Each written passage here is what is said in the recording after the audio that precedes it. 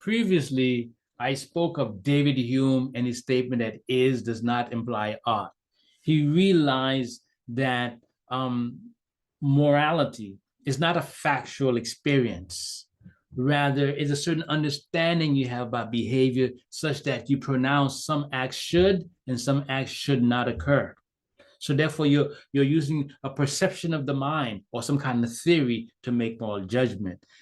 Hume wanted to create a moral theory that was based on observation and explanation, the Goduncan experience, using thought experiments to decide what is right and is wrong. He wanted a theory that's close to science as you can get. He's considered to be one of the people who's looking into bringing science into philosophy or scientific methodology into philosophy. His view, okay, is very, very much along the same line. And what is that view? When we look at his concept of human nature, it's the idea that we are creatures of experience. The word empirical means based on experience. I see, I touch, I smell, I taste, okay? Those are experiences. I'm an empirical creature. I act on my experiences. He's saying that we have intelligence, we can reason, but experiences are more important than intelligence. So he's devaluing intelligence here, okay? Against Aristotle and against Socrates, he's really emphasizing the experiential part of human experience, of human life. And then he went deeper. He noted that in experience, there's an inner experience and there's an outer experience. Outer experience is called empirical. I'm seeing something, I'm hearing, touching, I'm smelling something, tasting something. But inside of me, I'm feeling things. I'm feeling emotions, love and hate, pride and humility. He wrote an entire book trying to explain how love and hate, pride and humility, and all the other emotions, okay, drive us into our behavior. Okay, we do what we do because we're driven by these passions. Passion itself is an emotion, but passion is so global it can make everything else. You can love with passion, you can hate with passion. It kind of touches every other emotion, right?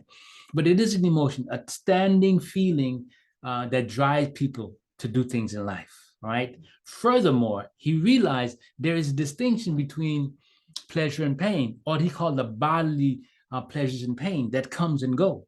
Love can last forever. Hate can last forever.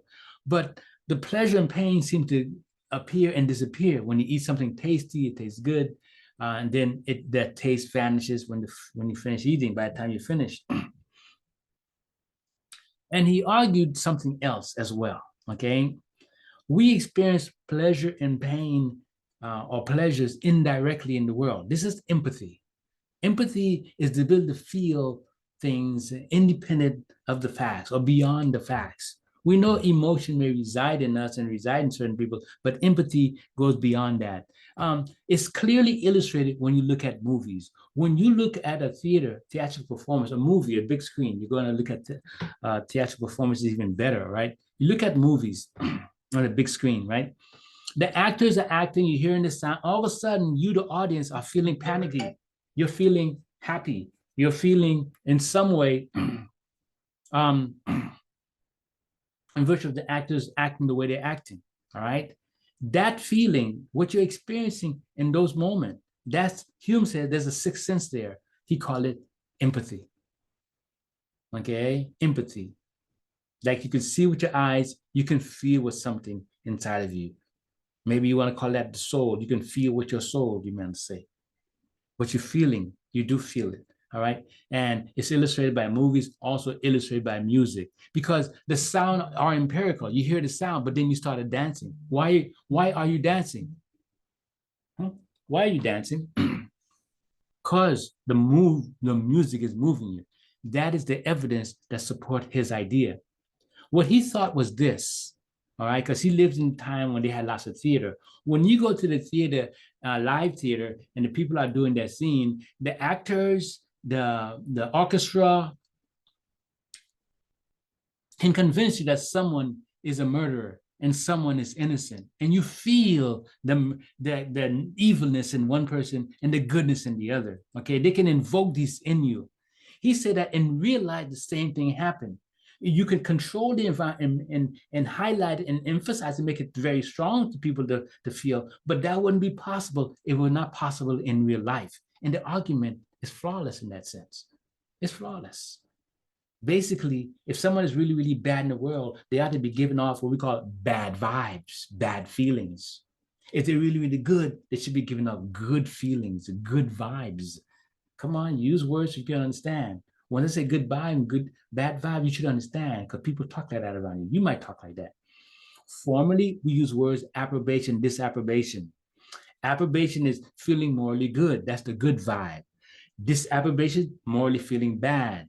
Okay, that's the bad vibe. All right. So he thinks acts are the same. If you observe someone doing something wrong in the world, then if you observe that with detachment, you should be feeling, it should be called the bad feeling in you. Similarly, there are bad movies out there. Someone is supposed to be a villain and they act in such a way that make you laugh. That's a bad actor, bad scene, bad director. Whatever it is bad because you're supposed to be serious and you're laughing at the person. There's a lot of bad movies out there and they are like that. Some of them will scare you, a scary monster. You're looking at, that's supposed to scare me? That doesn't work. Whatever they do with the actors, the costumes, the sound, they invoke these things in you. And when it doesn't work, you say it doesn't work. Okay? So Hume saying that these things exist in the theater because they exist in our reality.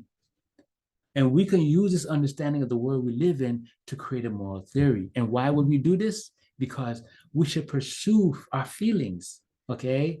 Our good feelings, moral approbation. That's the most important part about all of this. Morality, doing the right thing, make you feel good. Observing people do the right thing, make you feel good. Just like in the theater, when the hero comes and saves the day, you feel wonderful because you're feeling all that moral approbation. Okay? And this is what Hume is presenting to you as the way morality should work, right? I want to talk about some of the faults in this theory in a little while here. So as the virtue ethicist, his theory is kind of straightforward, all right? An act is morally right, just like Aristotle would say, if it's come by a moral person. What makes you moral in this sense is you acting from your moral sentiment, your moral feeling. I hope you understand what I'm saying, but let's look at the challenges to this theory here. What he says about the theater is true. Without it, I couldn't enjoy my movies. And I do judge movies in a very objective way. If that guy's going to be a villain and he's not doing anything for me, something's wrong with you, not me. And I could tell the difference. If he's going to be a hero, but he's really a failure, then he's not a hero. Okay. Movies can be very, very complex in what they're doing because sometimes they want someone to try to be a villain, but they're a weak villain. Okay. But what's in the theater is true. In real life, the difficulty we have in applying this theory, in real life, not everyone has this moral sensitivity, I would say. Those who have this moral sensitivity, they can feel in this deep way. They can actually use this theory. And I would say there are people who are born in certain cultures in which using your feelings to make moral decision is the way things are done. And in Europe itself, for a while, there was an entire movement, a social movement that was driven by moral sentiment. It was part of the European culture for a while, okay?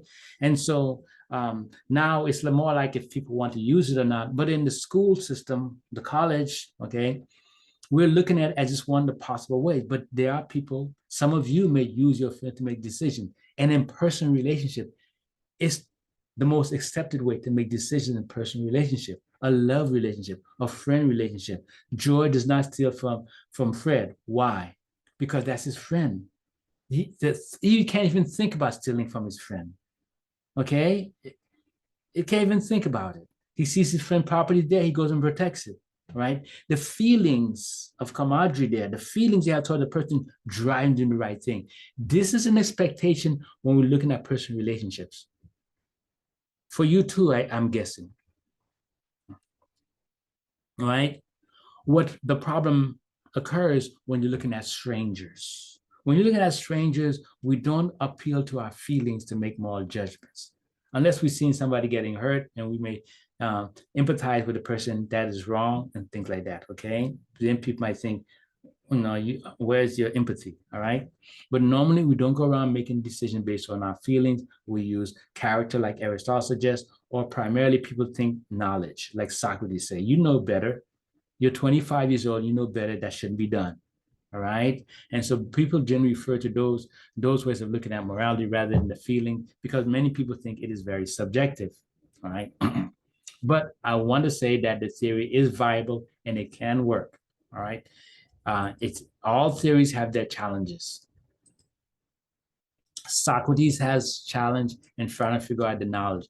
Aristotle's ideas are great, assuming Socrates is right, because you need to have the knowledge and apply to get Aristotle's way. Okay. David Hume's theory, many scholars say, doesn't really work independent of Aristotle, because what Aristotle said, if you go deep enough, would capture what David Hume is saying there. Okay. And so, in a certain sense in which Aristotle absorbed Socrates and David Hume. Okay. But Hume is saying, I just need to follow feelings alone. If you do follow feelings, you will still have to develop the character, and whatever you're doing should resemble the knowledge. So you can go from the bottom right back up. All of these are virtue ethicists. In a movie scenario, they give you the inner feelings, they give you the thoughts, they give you the knowledge of the person, and they try to show you their character over time. When you're looking at real life, you don't have access to people's world until you work with them, you're around them, there's some family member, then you can make an assessment of their virtue. Otherwise, you cannot do that. Otherwise, you have to look at it from the outside. And when you do that, you come in the world of Immanuel Kant and John Stuart Mill and ethical egoism.